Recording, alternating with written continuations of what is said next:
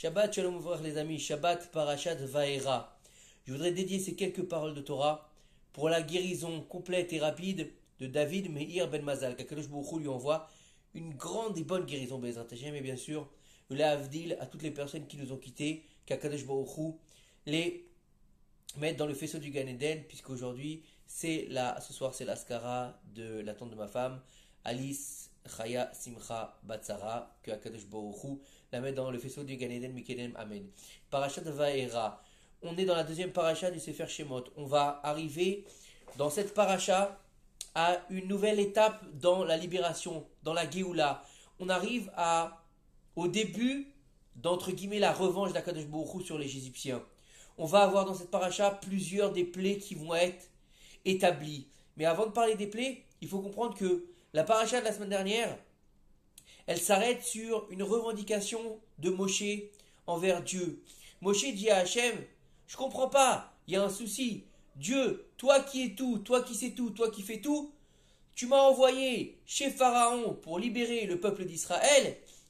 Non seulement il m'a pas écouté, il n'a pas libéré le peuple, mais en plus de ça, il leur a donné en plus à faire des briques sans avoir de paille. Et là, dans cette paracha, le début de la paracha commence par Akadosh Baruch Hu qui dit à Moshe Rabbeinu, Moshe, je comprends pas. Moi, je me suis dévoilé à Abraham, Yitzhak et Yaakov, les patriarches, qui eux sont les piliers du judaïsme. Ils n'ont jamais rien dit, ils ne sont jamais plaints. Pourtant, je les ai mis dans des situations très difficiles. Je les ai beaucoup éprouvés. Abraham, par exemple, je lui ai dit, je vais te donner un fils, et ce fils, ça va être sa descendance, il s'appellera Yitzhak.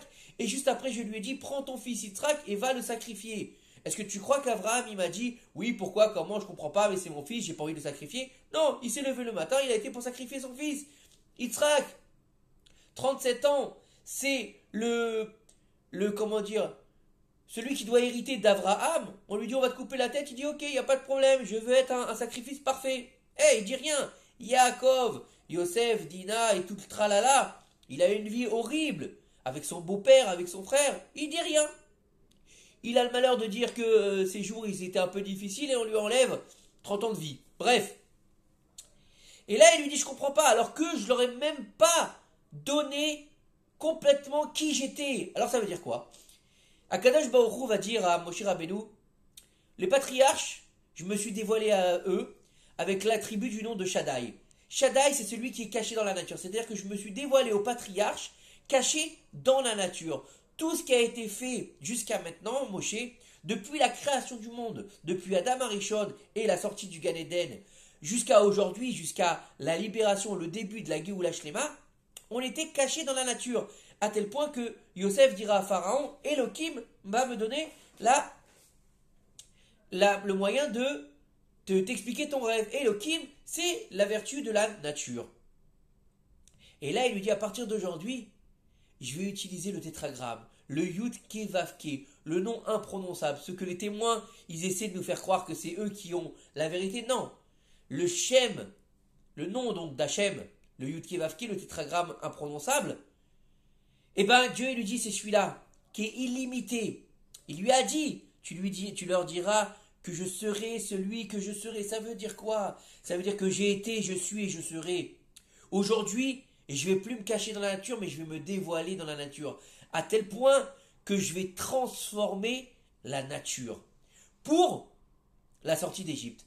Alors on peut se poser la question, est-ce que Dieu il avait besoin de faire 10 plaies pour que Pharaon accepte de libérer les d'Israël? Il aurait fait une plaie, il aurait fait la dernière et c'était fini. Pourquoi est-ce qu'il a eu besoin de faire 10 plaies?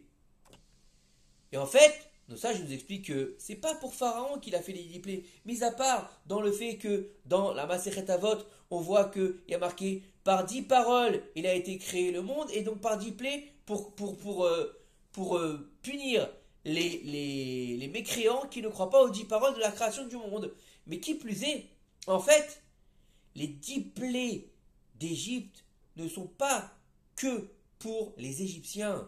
C'est sûr qu'ils sont là pour punir les Égyptiens. Et on va le voir que en fait, les plaies, elles viennent réparer une souffrance particulière que les Égyptiens ont fait au peuple d'Israël. Mais en fait, les 10 plaies d'Égypte viennent pour insérer, intégrer et graver la Emouna dans le cœur des Bnei Israël. Voilà pourquoi il y a 10 plaies d'Égypte. Et depuis la semaine dernière, dans la parasha de Shemot, on sait que la dernière plaie sera quoi?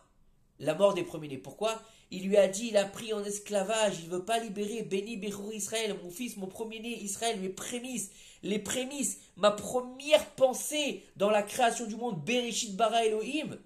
C'est un des réchites, un des prémices, c'est quoi? C'est Israël. Parce que sans Israël, le monde n'existe pas. Le monde n'a pas lieu d'être. Comme il a dit au Bnei Israël, soit vous acceptez la Torah dans la paracha Yitro, soit vous acceptez la Torah, soit ici, ce sera votre tombeau sous la montagne et le monde retournera au Tohu Vavohu. Pourquoi? Parce que le monde a été créé pour Israël. Pourquoi faire? Pourquoi pour Israël et pas pour une autre nation? Parce que c'est eux qui ont accepté le joug divin. C'est la capacité de dévoiler Akadosh Baruch Hu sur terre, il n'y a qu'Israël qui peut le faire. Et donc, on va voir que les Égyptiens, c'est vrai qu'ils devaient s'occuper des enfants d'Israël, puisque Dieu avait promis à Abraham qu'il serait étranger entre étrangers, qu'il serait asservi, et qu'il punirait ses oppresseurs. Mais il y a une façon d'être un oppresseur, il y a une façon d'être le bourreau. Et il y a le bourreau qui fait son travail parce qu'il fait son travail, et il y a le bourreau qui prend du plaisir et qui est pervers dans sa violence et dans sa méchanceté. Et en fait, les Égyptiens, ils en sont devenus à être violents, pervers et agressifs envers les Bnei Israël. Ils leur donnaient des boulots qui étaient complètement fous, des boulots qui n'avaient rien à voir avec leur force physique ou avec leur intellectuel. C'était un esclavage physique et un esclavage mental. Aux hommes, ils donnaient le travail des femmes, aux femmes, ils donnaient le travail des hommes. Et il leur faisait un esclavage psychologique. Comme par exemple leur faire des travaux qui ne servent à rien. La première plaie qu'on va voir dans la paracha, puisque dans cette paracha nous allons voir 7 plaies sur les 10, qui sont le sang, les grenouilles, les poux, les bêtes sauvages, la peste, les ulcères et la grêle. Et les 3 dernières, nous les verrons dans la paracha de la semaine prochaine si Dieu veut. La première, c'est la plaie du sang. Il faut comprendre que Akadosh Baruch Hu, il n'est pas comme tous les chefs d'armée du monde, de toutes les nations du monde. En général, quand il y a un conflit entre deux pays, qu'est-ce qui se passe? On va faire appel à l'armée, on va faire appel aux généraux et on va établir un plan de combat, un plan d'attaque. Et bien sûr, ce plan d'attaque, il est top secret et personne n'a le droit de le savoir, juste les généraux et au moment où on va dire aux soldats comment il va falloir faire les choses. Mais l'ennemi ne doit surtout pas savoir comment on va s'y prendre, de peur qu'il vienne contrer notre attaque. Et ben Dieu non, lui il joue carte sur table. Lui il est clair, c'est un poker ouvert. Il dit à Pharaon, voilà, je vais t'envoyer le sang, je vais t'envoyer les grenouilles, je vais t'envoyer ça. À chaque fois il le prévient. Laisse partir le peuple ou sinon tu vas manger le sang. Laisse partir le peuple ou tu vas manger les grenouilles. Laisse partir le peuple ou tu vas manger les bêtes sauvages. Et Pharaon il dit, ouais, cause toujours Moshe, laisse-moi tranquille avec ta science-fiction là. Vous les juifs, vous aimez bien rêver comme votre ancêtre Yosef. Laissez-moi tranquille. Nous, on est les rois de la magie. Tu crois que tu me fais peur avec tes idées de grenouilles, de poux? J'en ai rien à faire, comme on va le voir dans la paracha, justement, avant les plaies. Moïse, il va aller chez Pharaon, il va jeter son bâton, il va se transformer en serpent, et le bâton, il va manger les serpents. Et il lui dit, je comprends pas. Tu viens dans le pays de la magie et tu veux nous vendre de la magie, Moshe, franchement, t'es pas sérieux. C'est comme un type qui irait chez les Esquimaux pour leur vendre des glaces. C'est pas possible, tu peux pas. C'est l'endroit le plus rempli de magie. Et tu viens leur faire de la magie, Moshe, franchement, tu viens leur faire un tour de magie avec un bâton qui avale des serpents. Et là, il va utiliser en fait le subterfuge de toutes ces plaies qui ressemblent à de la magie. Pour faire croire aux Égyptiens qu'en fait, Moshe, c'est juste un magicien parmi tant d'autres. Ce qui va, comment dire, faire la perte des Égyptiens. Parce qu'en fait, ils vont penser dans leur ego surdimensionné qu'en fait, Moshe, c'est qu'un magicien et qu'ils ont fait une erreur en croyant qu'il était plus fort que Pharaon. Et ce qui va définir leur perte, c'est ça. Ils vont aller, après avoir libéré le peuple pendant 3 jours pour qu'ils fassent des sacrifices à Kadosh Baruch Hu, ils vont les suivre jusqu'à la mer et là-bas, ils vont être noyés. Parce qu'ils vont croire que tout simplement, tout ça c'est de la magie comme eux. Donc en fait, Akadosh Baruch Hu, il a utilisé exactement les mêmes outils, les mêmes armes et les mêmes façon de travailler que les Égyptiens pour faire sortir les Bnei Israël. Midak et les Ged Mida Lobatla. Et donc la première plaie, la plaie du sang, c'est la plaie qui va venir châtier les Égyptiens pour leur interdire de boire. Parce qu'à chaque fois qu'ils vont sortir de l'eau, de n'importe où, même des fruits, ce sera du sang qui va sortir de cette eau-là. L'eau va se transformer en sang. Même quand ils vont aller prendre l'eau que les Bnei Israël boiront, ça se transformera en sang. Quand il y aura un Ben Israël qui boira un verre d'eau et qu'un Égyptien mettra une paille pour boire en même temps que lui, l'Hébreu, il boira de l'eau et l'Égyptien boira du sang. Sauf s'ils achetaient cette eau-là, alors elle restait de l'eau et c'est comme ça qu'ils ne sont pas morts de soif. Et c'est comme ça que les Bnei Israël sont vachement enrichis sur la plaie du sang. Il faut savoir que cette plaie du sang, elle vient pour une chose très importante, c'est que les Égyptiens voulaient absolument éviter que les enfants d'Israël aient des enfants, donc ils se cachaient près du Nil qui était la source principale de l'Égypte, la source d'eau, et donc les femmes d'Israël, elles venaient, quand elles avaient fini d'être Nida, elles venaient se purifier dans le Nil pour être Théora, pour être pures pour leur mari, et pour pouvoir aller avec leur mari correctement, parce qu'il faut savoir que les Bnei Israël, même avant le don de la Torah, ils respectaient déjà les lois de la Torah, surtout les femmes d'Israël, puisque la femme, elle dit dans la prière du matin, Shaseni Kirsono, qui m'a fait comme sa volonté, elle est très proche d'Akadosh Baruch Hu, c'est pour ça que la femme, elle est plus rouchanite que l'homme. Et il faut comprendre que lorsque les Égyptiens effrayaient les femmes d'Israël pour pas qu'elles puissent se tremper, elles ne pouvaient donc pas aller avec leur mari, et donc elles ne pouvaient pas avoir d'enfants. Mida Keneged Mida, vous avez empêché le sang de Nida d'être pur, et ben vous serez punis par le sang du Nil que vous considérez comme un dieu. La deuxième des plaies, c'est les grenouilles. Alors, les grenouilles qui sont sorties, ce fameux midrash qui nous dit qu'une grenouille énorme est sortie du Nil et que quand les Égyptiens l'ont vue, ils ont commencé à la frapper pour pouvoir la faire repartir dans le Nil et la tuer. Et là, à ce moment-là, elle a ouvert sa bouche, elle a craché des milliers de petites grenouilles qui sont allées dans les maisons, dans les fours, dans le palais de Pharaon et qui ont été dans toute l'Égypte. Dans le pain, elle se mettait dans le pain, dans les fours, elle faisait baisser la température pour que le pain ne puisse plus gonfler et bien cuire. Et en fait, on nous dit que parce que les Égyptiens, ils demandaient aux Bnei Israël d'aller dans le Nil, leur pêcher des poissons, leur amener des crustacés. Et en fait, là-bas, il y avait, comme on le sait très bien, le Nil, il est rempli de crocodiles. Et certains des Bnei Israël, en faisant pas assez attention, se faisaient manger par les crocodiles. Mida Keneged Mida. Ensuite, et bien sûr, les grenouilles, comme elles ont fait Messirut Nefesh, elles sont parties pour pouvoir faire un Kiddush Hashem. Toutes celles qui se sont jetées dans les fours, elles repartiront dans le Nil après la plaie. Il faut savoir que la plaie des grenouilles a été violente déjà quand elle a été faite. Parce que d'une part, le croissement des grenouilles c'est horrible. Avoir des grenouilles visqueuses dans tout l'Égypte c'est horrible. Mais en plus de ça, à la fin, quand elle a terminé, toutes les grenouilles sont mortes en Égypte, sauf celles qui sont revenues dans le Nil. Donc imaginez la putréfaction des millions de grenouilles qui jonchent le sol de l'Égypte, gluantes, collantes, dégoûtantes. Elle était pire après que pendant la plaie des grenouilles. Ensuite, on a la plaie des poux. Pourquoi la plaie des poux? Parce qu'il faut savoir que les poux, ils sont tout petits, ils viennent de la transpiration, ils viennent de la saleté du sable qu'il y avait en Égypte. Et en fait, c'est parce que les Égyptiens prenaient un malin plaisir à demander aux Béné Israël de nettoyer les rues de l'Égypte alors qu'elles étaient remplies de sable. C'est pas comme aujourd'hui où il y avait du béton, il y avait tout ce qu'il fallait. Non, vas-y, tu vas aller devant ma maison et tu vas balayer le sable. Mais le sable, il y en a toujours. Donc c'est un esclavage psychologique. Donc pour ça, ils ont été punis par les poux qui les ont démangés, qui leur ont jamais laissé de répit. Parce qu'ils ne laissaient jamais de répit aux Béné Israël. Et on nous dit que les poux de la plaie des poux, c'est pas des petits poux comme on a aujourd'hui sur la tête, là, les petits poux qu'ils ont les enfants, non. C'était des poux qui étaient gros comme des œufs de canard. C'était des trucs horribles. C'était un film d'horreur, quoi, le truc. Un truc horrible. La quatrième plaie, c'est les bêtes sauvages. Pourquoi? Parce qu'ils obligeaient les Bnei Israël à aller leur chercher des bêtes sauvages. D'accord? Tu sais quoi, aujourd'hui, j'ai envie de me faire un beau tapis dans mon salon. Tiens, Bnei Israël 3-4, là, allez me tuer un ours. Et bien sûr, ben, il revenait avec la peau de l'ours, mais un il avait plus de bras, l'autre il avait plus de pieds, l'autre il avait un œil crevé. Et donc voilà, et certains étaient mouraient au passage. Donc les bêtes sauvages sont venues pour faire payer la violence que les Égyptiens avaient quand ils envoyaient les bénis Israël récupérer des bêtes sauvages pour leur plaisir.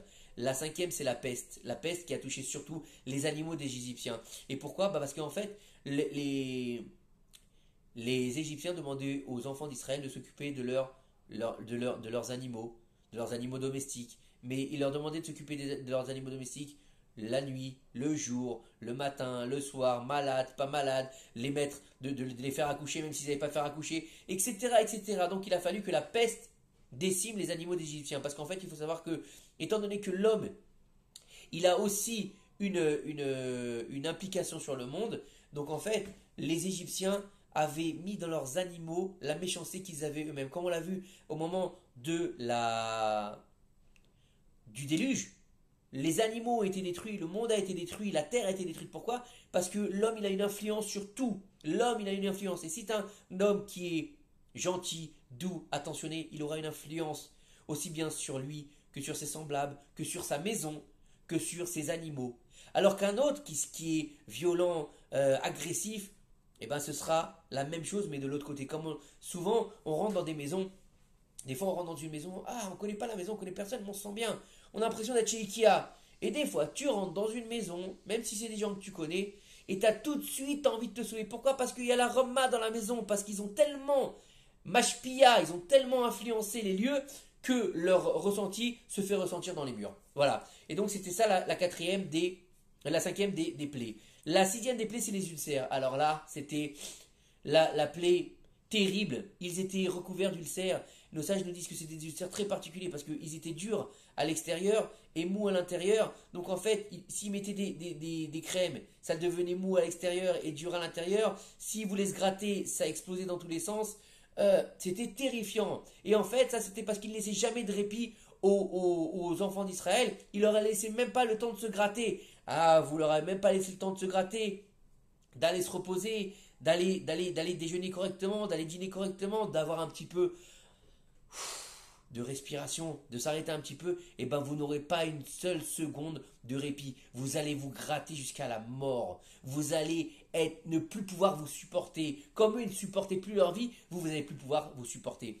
Et la septième, c'est non pas la moindre, qui est la septième des plaies, qui est la plaie de la grêle. Alors la plaie de la grêle avait quelque chose d'extraordinaire, c'est parce que il faut savoir qu'elle était composée de glace et de feu en même temps. Je comprends pas. Comment est-ce qu'on peut avoir de la glace et du feu en même temps? Si c'est de la glace, c'est de l'eau, donc ça peut éteindre le feu. Ou le feu, ça peut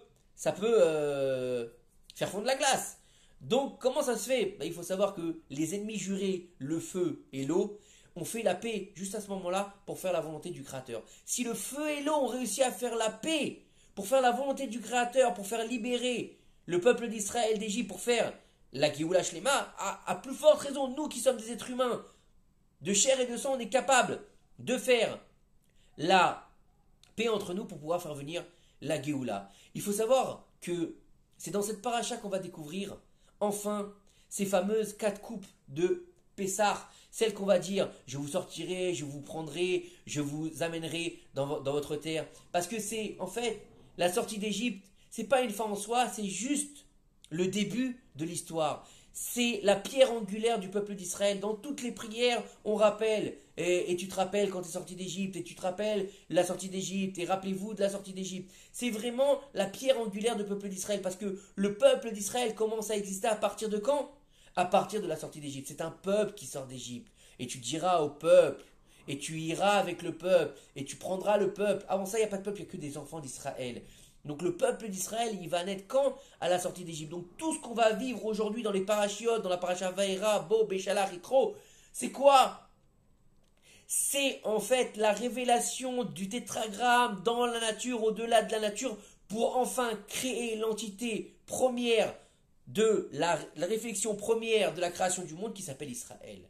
Donc en fait, ici, c'est la Géoula, aussi bien personnelle que du peuple. Et c'est pour ça qu'on verra qu'il il n'y aura que 20% qui sortira d'Égypte. Les autres, ils ont voulu rester là-bas parce qu'ils n'étaient pas prêts, ils n'avaient pas réussi à avoir leur Géoula personnel. Et c'est exactement la même chose aujourd'hui. Celui qui veut vivre la Géoula, avant de dire we want Mashiach, non, on veut Mashiach, allez Mashiach, Théo Mashiach, essaie de te libérer déjà de ta propre Égypte, sors de tes Metzarim, sors de tes limites, sors de ton exil, sors de ton esclavage moderne, sors de ton esclavage, libère-toi de tes ta'avot, libère-toi de tes